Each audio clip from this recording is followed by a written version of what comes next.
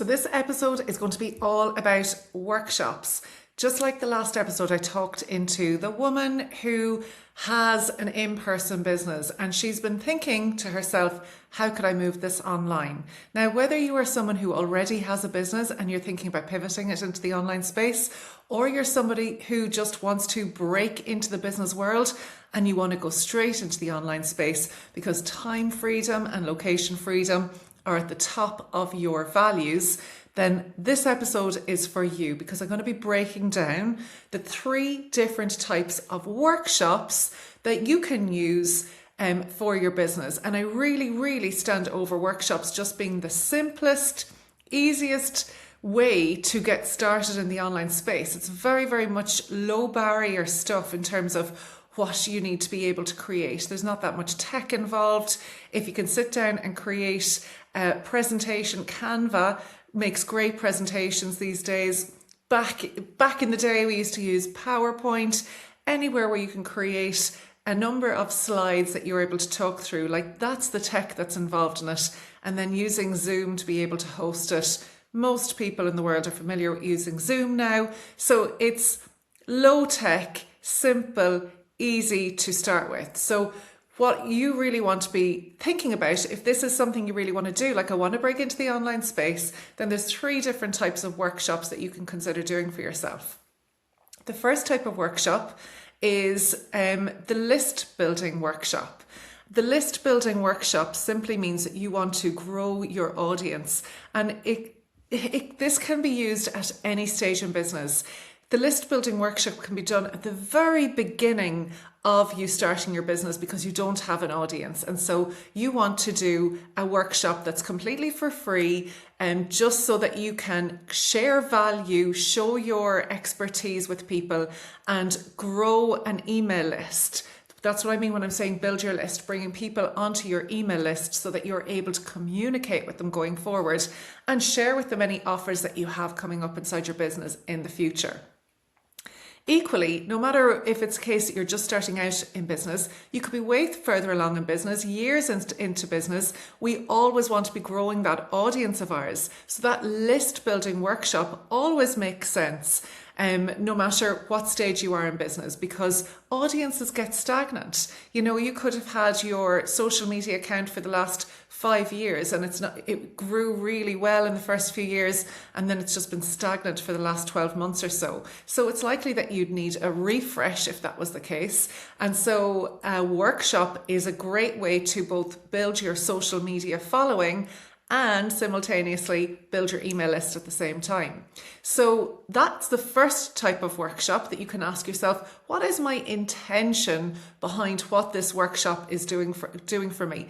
Is it something where I'm going to it's going to be a lead generation exercise. I'm going to have new leads for offers that I have further down the line, and I'm going to commit and take responsibility for bringing people onto my list, sharing a workshop that's full of value and just give and share so that people know, like and trust me and will think of me as a viable option in the future. That's option number 1.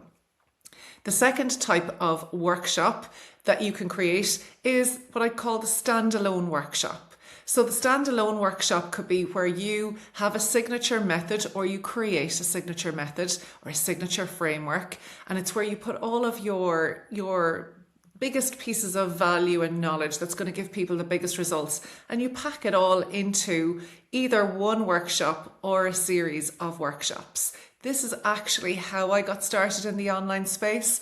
Before I started the Mum Boss, the coaching and mentoring company, I actually trained as a hypnobirthing instructor and I had got my master's in positive psychology coaching as well. And so I teamed both hypnobirthing and positive psychology coaching together, and I created a workshop, first of all, a standalone workshop, teaching what I knew to pregnant women who wanted to achieve CAM births.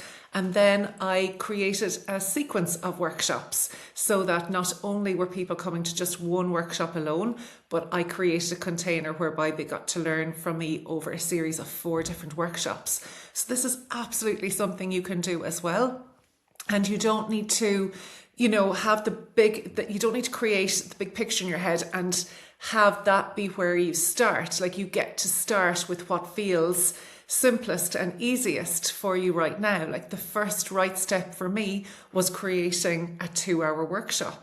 And it was just one standalone workshop. And it was only after getting the experience and practice of both delivering online and creating that content and seeing what landed for people, getting their testimonials, getting their feedback that they were telling me this bit really stood out, or I found this really helpful, or I was confused about what you said over here. So getting all this kind of feedback, constructive feedback, and,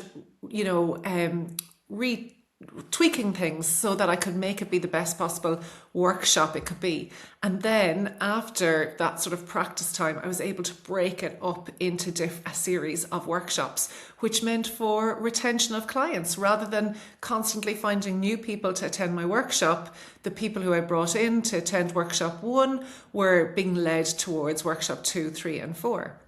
So this is something that you absolutely can do for your own business as well. And the standalone workshop, the intention behind that is usually a money generating workshop. It's like to create a cash injection inside your business. So it's your signature framework, it's your teachings, it's your method, it's your thinkings. So there's a value price point that you need to attach to that. And when you're pricing your workshop, I would just really encourage you to, like, rather than sitting down and saying, let's price this by time, like this is 1 hour that they're paying for, this is an hour and a half that they're paying for, and trying to associate a price point based on that. Instead, look at the transformation that's on offer for these people. What transformation are they getting from attending your workshop? And what are you bringing to the table? What experience and accolades and accreditations and knowledge and experience are you bringing to the table?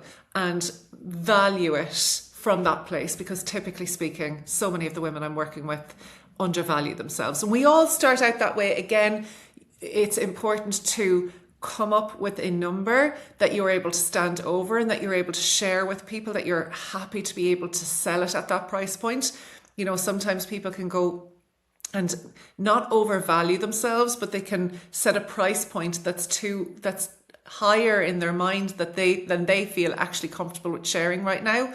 And that then ends up being a disservice to them because they don't share it wholeheartedly with people. They start hiding behind it. They're afraid what people might say. So the pricing game is a bit of a dance between what your worth is, what your value is, and also something that you feel comfortable with standing over and asking for. Right now, it's a transaction of energy, what people are paying for the results that you're going to be providing them with.